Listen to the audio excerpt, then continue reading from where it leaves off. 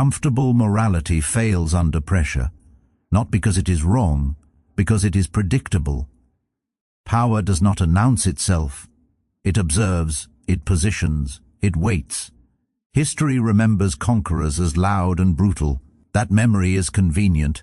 It hides the real advantage. Genghis Khan did not dominate through constant force. He dominated through awareness, through patience, through control of access, timing, and expectation. This is not about aggression. This is about survival inside systems that reward perception over intention. Good, predictable people move first. Aware, strategic people move last. Good people explain themselves. Strategic people let others expose themselves. Power is not cruelty. Power is awareness maintained under pressure. Most people rush to act because action feels clean. It feels moral. It feels like progress. Doing something creates the illusion of control, and standing still feels like weakness. But action, when taken too early, does not create power. It exposes position. The moment you move without leverage, you reveal what you want, what you fear, and how you can be pressured. The world is not neutral. It watches reactions closely, and it rewards those who can remain still while others rush forward. Genghis Khan understood this with absolute clarity. He did not confuse movement with strength.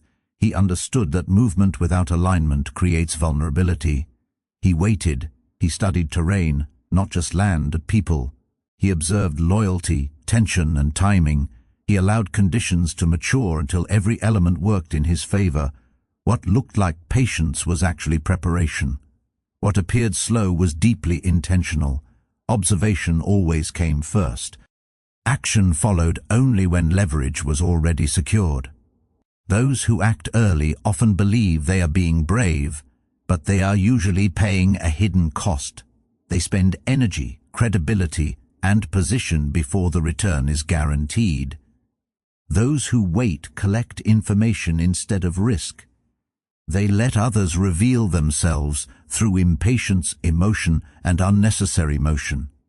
In that stillness, advantage quietly accumulates. Reaction is the most expensive habit a person can have. It exposes need. It signals urgency. It tells others exactly where to press. Restraint does the opposite. It preserves leverage. It keeps options open. It allows you to choose rather than respond. Strategic positioning is not about doing less forever. It is about doing less until it matters most. When you learn to see the game clearly, to hold your position calmly, and to move last, you stop chasing outcomes and start shaping them. Silence is often misunderstood as emptiness, but silence is never empty. Silence. Pressure. It creates space where people project their thoughts, their fears, and their intentions. Most people are uncomfortable with that space. When silence stretches, they rush to fill it, not because they have something important to say, but because they want relief from discomfort. In that moment, they give away information. They reveal priorities, emotions, and limits without realizing it. Genghis Khan understood that silence could slow the mind of an opponent more effectively than constant movement. He did not rush to explain or announce. He allowed anticipation to grow. Expectation, left unmanaged, begins to fracture stability. People start guessing, they overthink, they act prematurely. Silence becomes a mirror, reflecting others back to themselves, exposing their impatience and uncertainty. Those who speak first often believe they are taking control, but they are usually surrendering it. Speaking early reveals intent. It locks a person into a position before the landscape. E is fully visible. Silence, on the other hand, keeps options open. It forces others to move, to react, to show their hand. The one who remains quiet sets the tempo without ever touching the rhythm directly. When you control the pace, you influence outcomes without force. You decide when energy is released and when it is withheld. You choose when a moment matures and when it passes. This kind of control is calm, not aggressive. It is rooted in awareness rather than urgency. Learning to let silence work means trusting observation more than impulse. It means understanding that not every moment demands a response. When you do not rush to fill space, you allow clarity to emerge. You begin to move with intention instead of pressure, and the pace of the situation starts to follow you rather than pull you forward. Predictability feels safe because it feels honest. When you behave the same way every time, you believe you are being reliable, principled, and clear. But what is repeated becomes a pattern, and patterns are easy to read. Once behavior becomes readable, it stops being personal and starts becoming a tool. Others begin to anticipate your responses, your limits, and your thresholds. In that moment, consistency quietly turns into leverage in someone else's hands. Predictable people depend on routine and visible virtue. They move the same way under pressure as they do in comfort. Strategic people understand that timing matters more than repetition. They do not abandon their values, but they do not perform them on a schedule. They recognize that the same action taken at different moments produces completely different outcomes. Awareness allows them to pause and adjust rather than repeat. Genghis Khan mastered this discipline. He shifted rhythm deliberately, not emotionally. When chaos was expected, he remained calm. When reaction was anticipated, he stayed still. These pauses unsettled others because they disrupted expectation. People prepare for what they believe coming. When it doesn't arrive on time, confidence erodes and assumptions collapse. That disruption was not random, it was controlled. Unpredictability, when guided by awareness, is not disorder. It is disciplined variance. It keeps others from locking you into a role. Reaction does exactly that. The moment you react automatically, you confirm the pattern people expect. You become manageable. Restraint interrupts the script. It forces others to reassess, to hesitate, to adapt. Being unreadable does not mean being deceptive. It means being selective. It means understanding when to act, when to wait, and when to shift tempo. When you learn to change rhythm intentionally and choose timing with care, you stop being pulled by expectation and start shaping it. In that space, control quietly returns, and positioning becomes a conscious choice rather than an inherited habit. Power is often misunderstood as dominance over others, but real power rarely looks like control over people. K is like control over access. Access to information determines who understands the situation. Access to resources determines who can act. Access to decisions determines who shapes outcomes. When access is unmanaged, power leaks quietly. When access is deliberate, leverage forms without resistance. Genghis Khan understood this principle with precision. He did not make himself constantly available, and he did not explain his intentions freely. By restricting access to himself and to his plans, he created scarcity. Scarcity increases value. Distance creates authority. When people cannot reach you easily, your presence carries weight. When your intent is not immediately visible, your position becomes harder to challenge. Those who grant unlimited access believe they are being open and fair, but openness without boundaries invites entitlement. Information shared too freely becomes predictable. Decisions made too publicly lose force. Unlimited access removes cost, and when there is no cost, there is no leverage. Strategic people understand that gating access is not exclusion. It is positioning. Reaction is the fastest way to give access away. An immediate response tells others they have your attention, your energy, and your priority. Over time, this conditions them to expect availability on demand. Restraint reverses that dynamic. When access requires patience, clarity, or alignment, it becomes valuable. People adjust their behavior when they understand there is a cost to entry. This principle is deeply relatable in everyday life. Time, attention, and information are constantly being requested. Without awareness, they are surrendered automatically. With awareness, they are allocated intentionally. Deciding who has access, when, and under what conditions protects your leverage.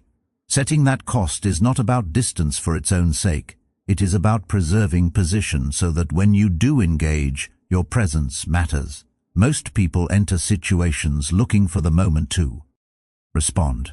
They listen just enough to prepare their reply, their defense, or their move. Strategic people do something different. They look to read. They allow events to unfold without rushing to insert themselves. In that space, information appears naturally.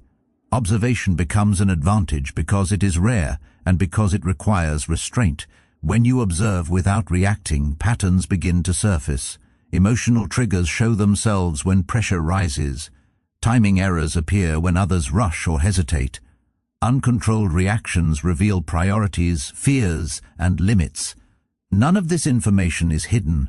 It is given away freely by those who cannot stay neutral. The observer simply notices what others are too busy expressing. Genghis Khan understood that moving without understanding was expensive. He studied before he advanced. He watched habits form and repeat. He learned how people responded to uncertainty, how they behaved when comfortable, and how they collapsed under pressure. By the time action came, outcomes were already shaped. Movement did not create advantage. Understanding did. Those who react quickly often believe they are showing confidence, but reaction usually signals vulnerability. It shows that something external has taken control of attention or emotion. Observation does the opposite. It gathers data quietly. It turns chaos into information and noise into signal. The observer does not need to dominate the moment. The moment eventually reveals itself. Awareness works through accumulation. Each detail, each pause, each repeated behavior adds to a larger picture. Nothing is wasted. Control comes later, when that accumulated awareness is applied with precision. This approach is deeply human and relatable. In conversations, in conflict, in opportunity, the person who observes first rarely has to correct themselves later. By staying neutral and attentive, you stop guessing and start knowing. You move less, but when you do move, the impact is greater. Because it is informed. Uncontrolled response is often mistaken for honesty or passion, but in reality it signals weakness. It shows that something external has taken control of your state. Calm restraint sends a very different message. It communicates stability, confidence, and command without saying a word. Authority is rarely loud. It is felt through consistency and composure, especially when pressure is present. Genghis Khan understood that emotional discipline unsettles others more than confrontation ever could. When people expect reaction and receive stillness instead, uncertainty appears. That uncertainty creates hesitation. Hesitation shifts power. The mind searches for signals and finds none, and in that gap, assumptions begin to fail. Stillness becomes a strategic position, not a passive one. Those who feel the need to respond immediately are easy to manage. Their timing can be predicted. Their buttons can be pressed.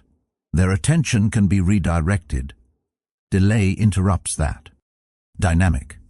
When a response is measured, not rushed, it forces others to wait. Waiting creates imbalance, and imbalance changes who is leading the exchange. Control quietly moves to the one who can remain composed. Reaction spends position quickly. Each emotional response uses up leverage, credibility, and authority. It narrows options and locks you into a role that others can anticipate. Restraint does the opposite. It compounds position over time. It keeps possibilities open. It allows you to choose when and how to engage rather than being pulled into engagement by force. This principle is deeply relatable in everyday life. In conversations, disagreements, and decisions, restraint protects clarity. It gives you time to observe, to assess, and to decide with intention. Composure does not mean indifference. It means awareness paired with control. When you remain composed, you do not expose your inner state to external pressure. You keep control of your pace, your presence, and your posture. Over time, that consistency becomes authority. Others can sense, even when nothing is said. Timing, is the quiet force that decides whether an action succeeds or collapses. The same move can destroy position when taken too early and create overwhelming advantage when taken at the right moment. Most people focus on what to do, not when to do it. They confuse effort with effectiveness and speed with strength. In doing so, they act before conditions are ready and spend leverage unnecessarily. Genghis Khan understood convergence. He waited until multiple forces aligned at once. Expectations had settled, resistance had softened, uncertainty had already done its work. By the time he moved, outcomes were leaning in his favor. He did not create momentum through force. He recognized momentum already forming and stepped into it. That restraint made his actions appear decisive rather than desperate. Those who act on impulse lose timing because impulse is driven by emotion, not awareness. T reacts to pressure instead of reading the environment. When people move too soon, they carry the full weight of resistance. They exhaust themselves trying to push reality forward. Those who wait allow reality to move on its own. When they finally act, resistance feels lighter because much of it has already dissolved. This principle is deeply relatable. In conversations, decisions, and opportunities, timing often matters more than intensity. Speaking too early closes doors. Acting too late wastes alignment. Awareness allows you to sense when conditions are shifting and when patience is still required. Waiting is not inaction, it is preparation without exposure. When you respect timing, you protect leverage. You avoid unnecessary conflict and wasted energy. You allow others to reveal their positions while you remain flexible. Entering at peak leverage means acting when the environment supports you, not when anxiety demands relief. Over time, this discipline changes how outcomes unfold. You stop forcing results and start meeting them at the moment they are ready. Timing multiplies leverage because it turns a single action into a decisive one, and decisiveness, when paired with patience, feels effortless to everyone watching. People rarely respond to what is happening in the moment. They respond to what they believe will happen next. Expectation shapes perception long before action occurs. Once an expectation is formed, it guides reactions, decisions, and resistance. This is why reputation carries such weight. It creates a frame that others use to interpret everything you do, even before you do it. Genghis Khan understood that reputation was not built through emotion or explanation. It was built through consistency of outcome. He did not rush to justify his actions or clarify his intentions. He allowed results to speak repeatedly and predictably. Over time, those results formed expectations. Before engagement ever began, the psychological landscape was already sharp. Reality adjusted itself around what people believed would follow. Those who feel the need to explain often believe they are maintaining clarity, but explanation usually signals uncertainty. It invites debate, interpretation, and challenge. Authority weakens when it relies on constant narration. Consistency, on the other hand, removes the need for explanation. When outcomes follow a recognizable pattern, expectation replaces negotiation. People adapt their behavior without being told. Reaction is the fastest way to rewrite reputation. A single, uncontrolled response can undo months of careful positioning. It introduces doubt, inconsistency, and emotional exposure. Restraint preserves reputation because it protects the pattern others rely on. When behavior remains controlled under pressure, expectations remain intact. Stability becomes part of the image. This principle is deeply human. In everyday life, people respond to how they believe someone will act, not to isolated moments. When your actions are measured and your presence is consistent, you shape that belief quietly. Letting outcomes speak removes the need to persuade. Protecting your image means protecting your composure, especially when challenged. Staying controlled ensures that expectation continues to work on your behalf long before you ever need to engage. Power does not seek attention because attention creates exposure, and exposure invites interference. When something draws the eye, it becomes measurable, predictable, and easier to influence. True power moves differently. It stays out of unnecessary focus and protects its position by remaining subtle. Avoiding exposure is not about hiding. It is about choosing when visibility serves you and when it costs too much. As awareness deepens, behavior changes, movements become measured, words become fewer, intent becomes hard to read. This is how power becomes unreadable.